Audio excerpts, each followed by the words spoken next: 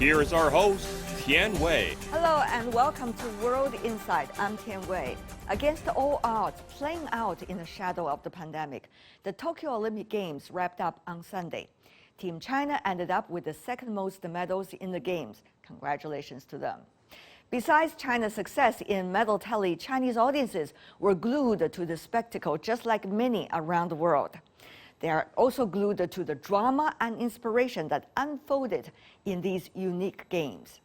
The Olympic spirit was a shining beacon in rather darker times, touching sports fans worldwide, including the cheering millions in China. How will these games be likely best remembered? What are the most important takeaways besides the medals? Our panelists from different parts of the world come in with their conclusions.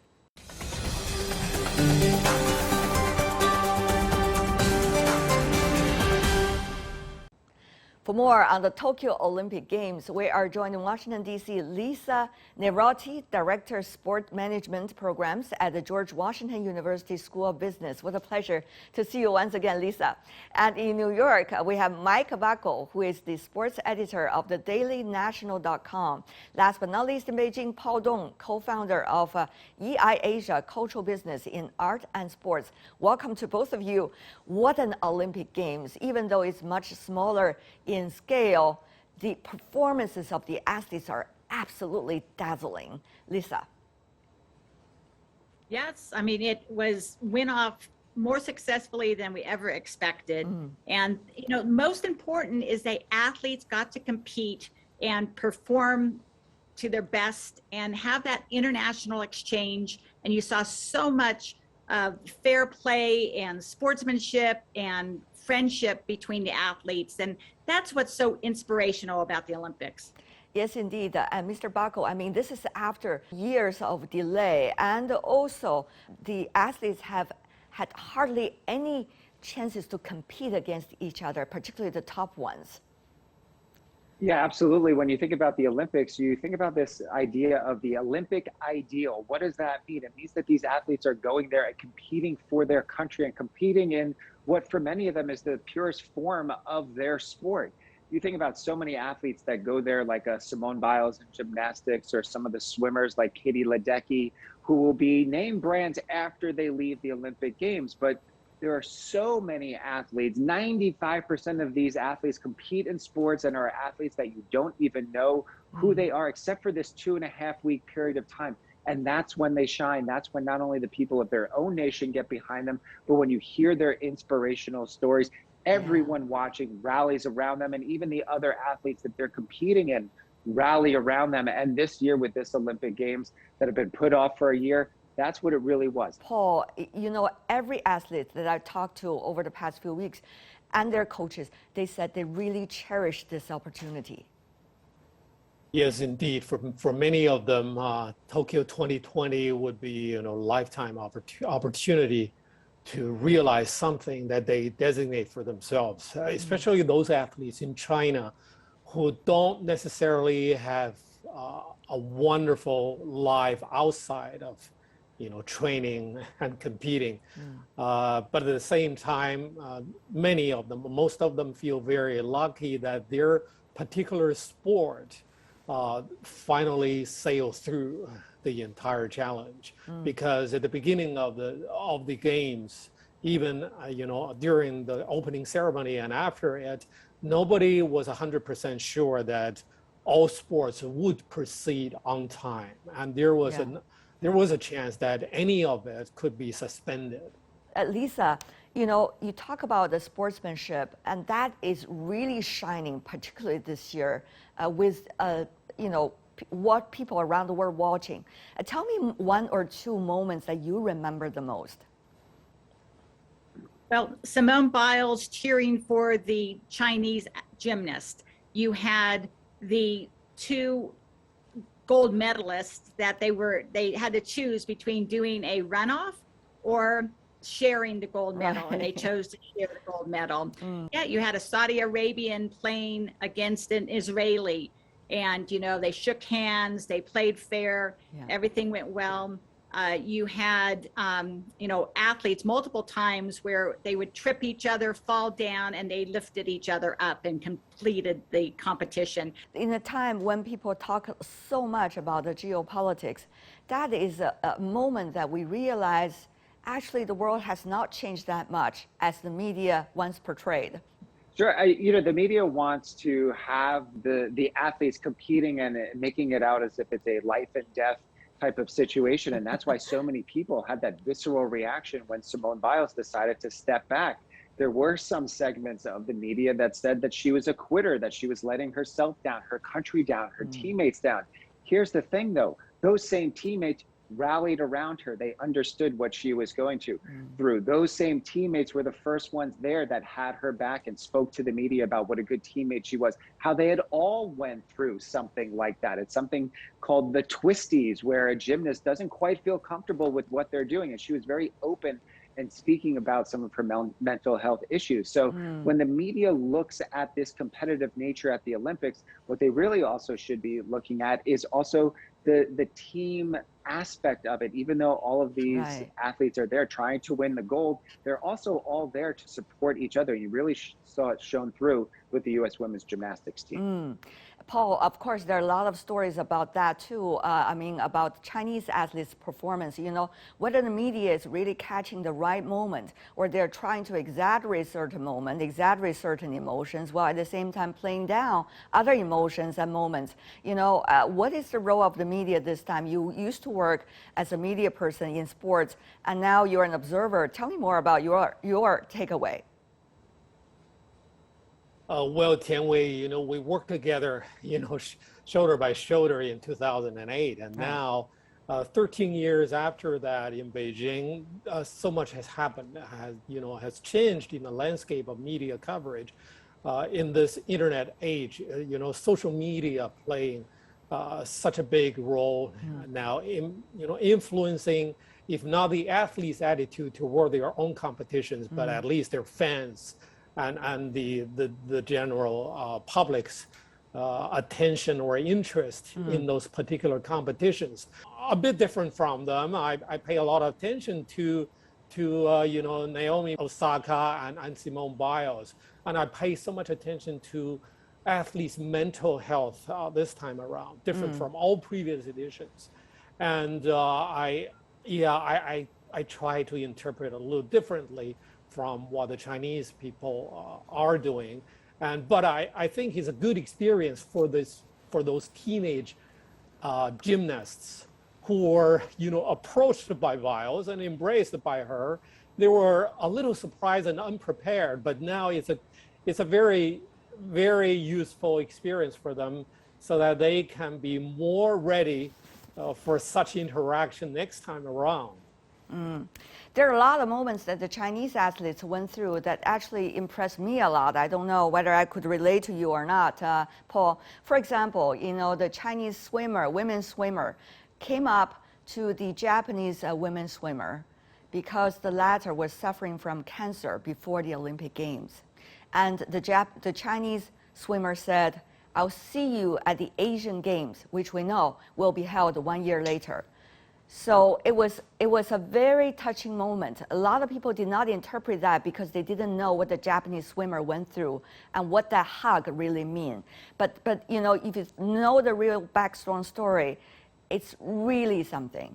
If you look at Gong Lijiao, who is a shot put, a women athlete from China, she won the gold medal, but she went up to a winner who's from New Zealand, and she greeted her and congratulated her because the latter has a family and children, and she went through so much in order to be at the Olympic Games, Tokyo 2020. So it seems that there's a lot of respect athletes showed to one another. Not to mention, the Chinese badminton player, Chen Long, together with his Danish counterpart, Victor Axelsen, who were fighting against each other in such a fierce way during the final. And the Chinese athlete lost eventually. But the two were very much good friends because the Danish player was in China doing the training, and they exchanged their shirt. That moment,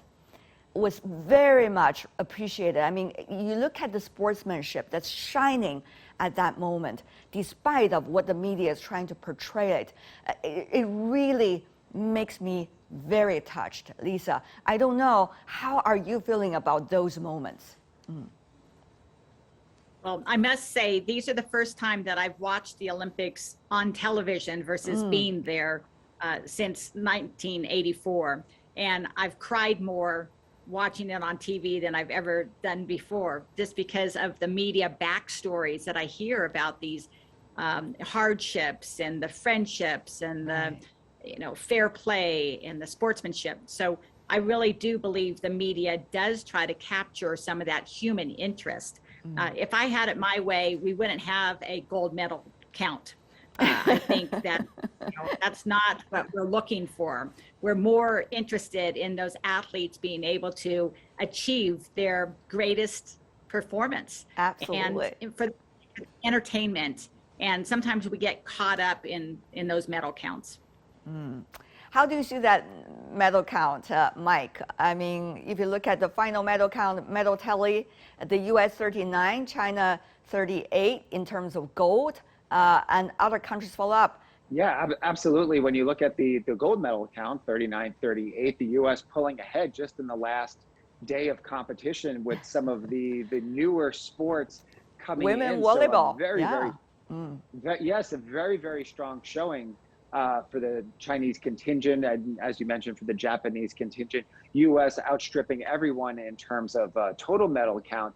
But going back to what you were saying about this sort of sportsmanship and people pulling for each other, one of the other things that you really have to think about is so many of these athletes know the struggle that their other competitors have gone through. When you're a shot putter, you're a high jumper, or a long distance runner, or one of these non-glamour sports, you're doing it because you love the sport. You know what it's like to train, to be there, to go through the mental and the physical rigors to actually be able to perform at the highest level. And once these games are done, people kind of put you into the background.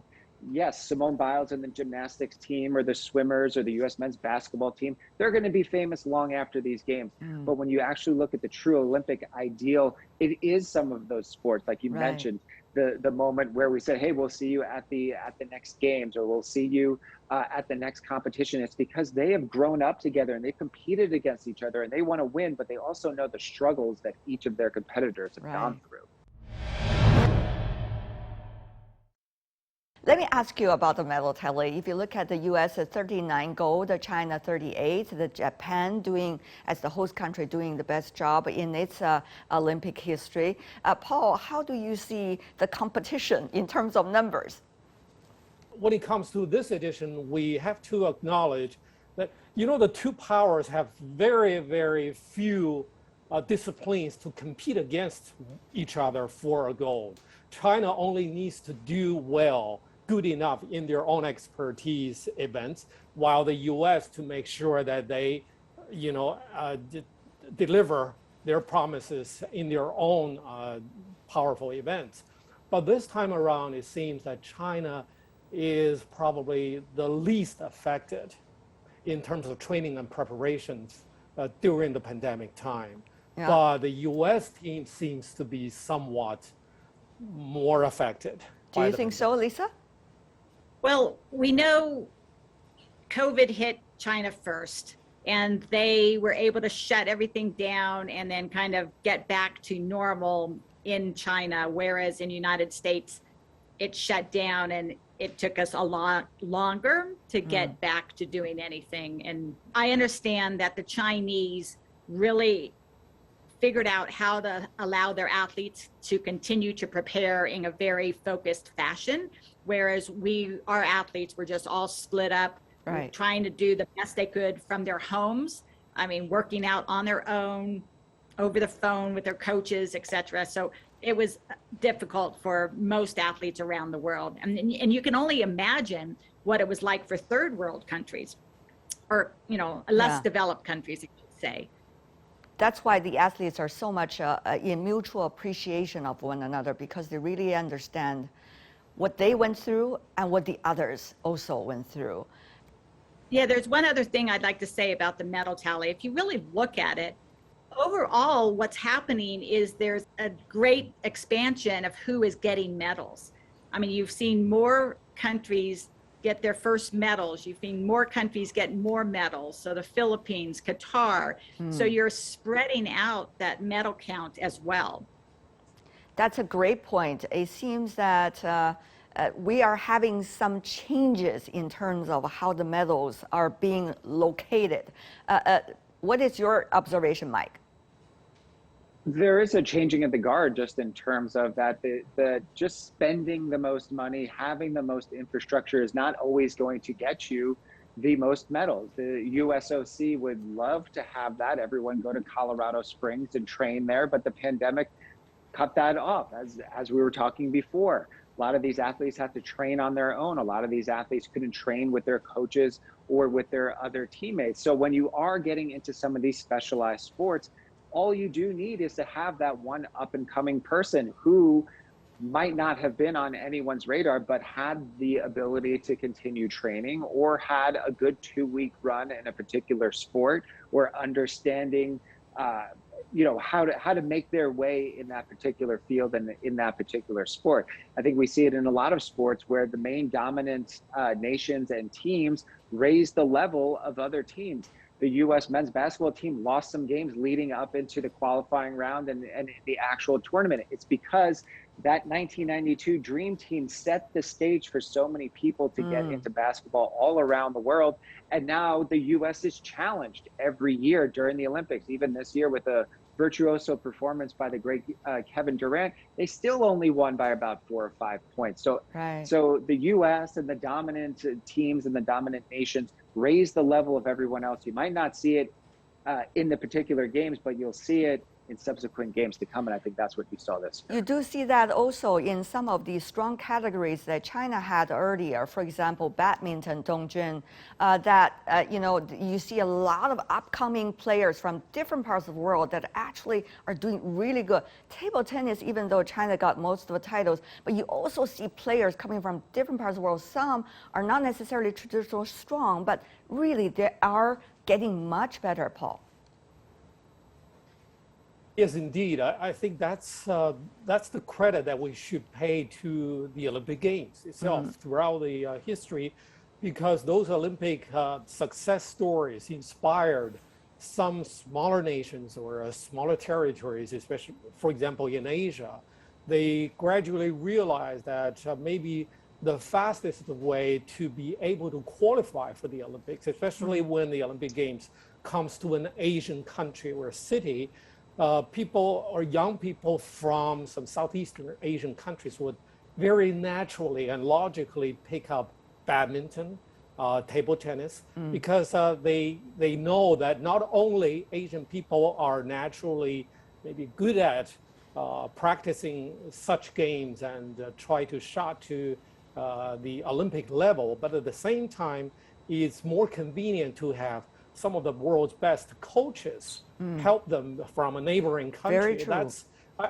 That's what we witness in badminton, table tennis. There are a lot of trainers coming to China over the years, isn't it?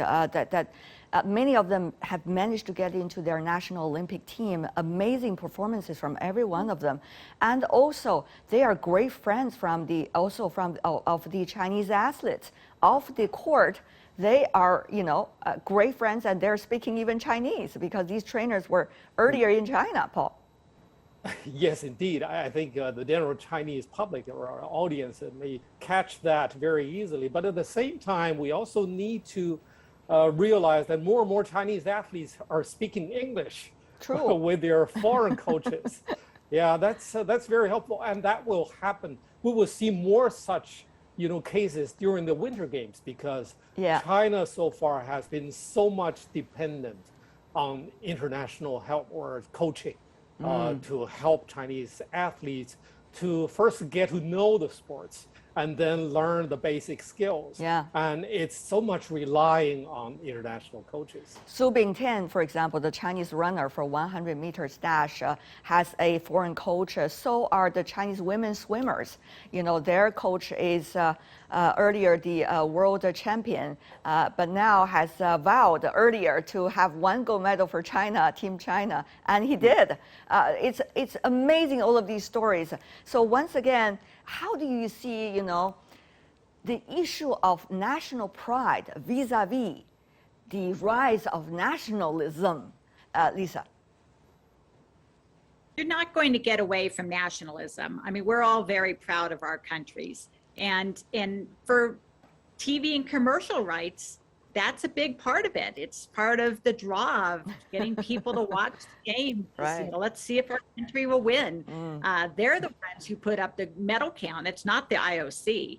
So, you know, we have to understand that, you know, it's not going to go anywhere. But what we need to do is remind people of the great friendships and the camaraderie and the sportsmanship that is most important, and to highlight not just our national athletes that are doing well, but to focus on some of these other really important friendships that we've seen off the air. That's not the gold, silver, and bronze medalists, but some of the other athletes. Yeah, Mike? I actually think that what we're going to see in the upcoming Winter Games might be indicative of the true Olympic spirit when it comes to the viewers in a sport and in sports where the U.S. doesn't traditionally dominate as well as they do in the Summer Games. And Paul mentioned it earlier, how so much infrastructure and coaches are being brought in, especially for the Beijing Winter Games, because the Chinese people really haven't participated in those sorts of sports. So it's going to be interesting to see how the U.S. and NBC covers the 2022 Winter Games coming up. And it's also going to be interesting to see how the U.S. follows that Winter Games in sports where we're not traditionally dominant. Are they going to be watching for the love of the Olympics and the pageantry? And certainly it'll be interesting to see whether there'll be audience there, whether there will be spectators, and whether those opening and closing ceremonies will have more of that. Paul, what about that question? The sense of national pride vis-a-vis nationalism. Of course, these two concepts are very different. I suspect that most of those who are, you know, really pursuing such ideas or concepts, they don't follow sports very closely. They don't pay attention to the details of each competition. They don't follow the human stories. You know, they just count the medals and try to engage in, you know, meaningless debates, disputes all the time. So I think if we can portray, relay, and narrate the Olympics by all the details, the human stories, the human details, that will help us cure the disease. And people will be concentrated on the game itself, on the beauty of human nature behind those competitions. Paul Dong, Mike Buckle, Lisa Naroti, thank you so much for joining us.